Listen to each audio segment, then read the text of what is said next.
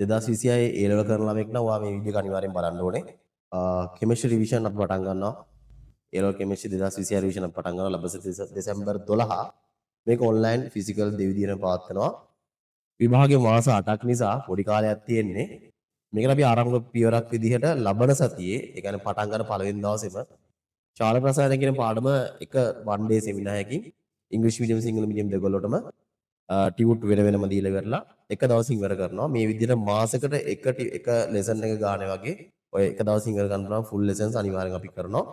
ඒ වගේම තමයි අපේ රිවිෂන් එකේ සාමාන්‍ය ඩේලි යන විදිහක් තියෙනවා. ඒක තමයි උදේ පාන්දරම තියරි ස්පීඩ් රිමයින්ඩර් පොඩි පේපර් එකක් තියෙනවා. මේකේ කතා කරන්නේ එක්සෑම් එකට අනිවාර්යෙන් අහන දේවල් වලට අදාළව තියරි ටික අරගෙන ඒ තියරි එක චුට්ටක් කතා කරලා ඉතින් ප්‍රශ්න කීපයක් කරනවා. මේක තමයි තියරි ස්පීඩ් රිමයින්ඩර් පේපර් එක. මේක ඉවරනත් එක්කම ඩේලි ටාගට් පේපර් එකක් දෙනවා.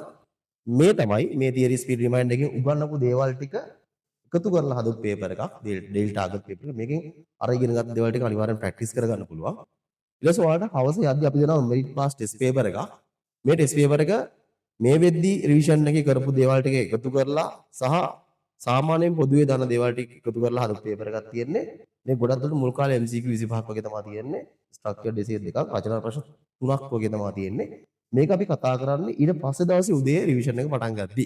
ඊට පස්සේ ඊට අමතරව අපි සාමාන්‍ය ඩේල් ටාගට් පේපර් එකයි තියරි ස්පීඩ් රිමයින්ඩර් පේපර් එකයි දවසේ ඉවර කරලා ඉවරලා normal theory ටික කතා කරනවා. ඒතර මේ මොක් එක්සෑම් පේපර්ස් අපි දැම්මම කරන්නේ නැහැ.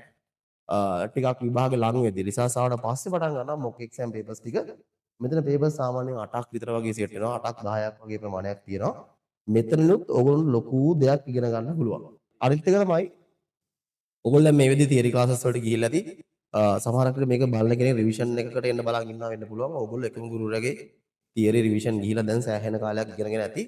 ටිකක් වෙනස් විදියක් අත්දා බලන්න අනිවාර්යයෙන්.